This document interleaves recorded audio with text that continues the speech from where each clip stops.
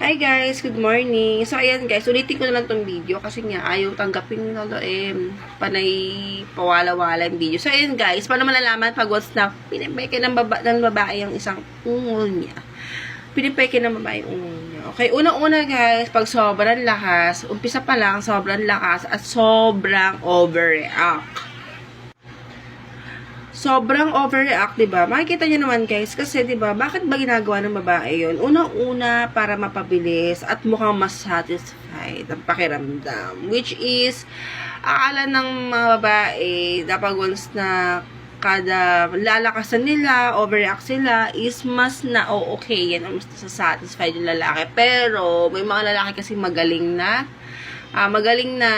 kumilatis kung pinipeke ba or hindi, or natural or totoo.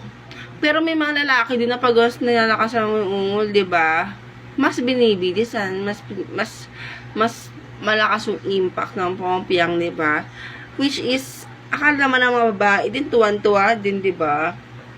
Para mabilis matapos, para mabilis makatapos, 'di ba? Mas lalakasan nila yung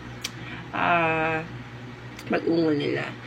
Actually, guys, makikita nyo naman to, di ba? Kahit sa mga pinapalabas na mga movies, di ba? Mga porn movies, di ba? Scripted. Makikita mo pag sobrang scripted at sobrang peke ng ungol, which is nilalakasan, pagkapasok pa lang, Diyos ko, hindi na maipinta yung mukha. Actually, hindi dapat talaga ganun. Kasi dapat talaga, habang tumatagal, mas lalong pinapasarap or pinapasarap.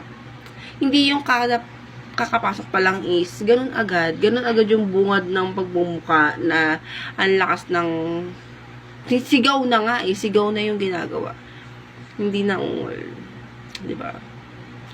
Malalaman mo talaga kung pinipeke, diba? Pag pinipeke, X yun.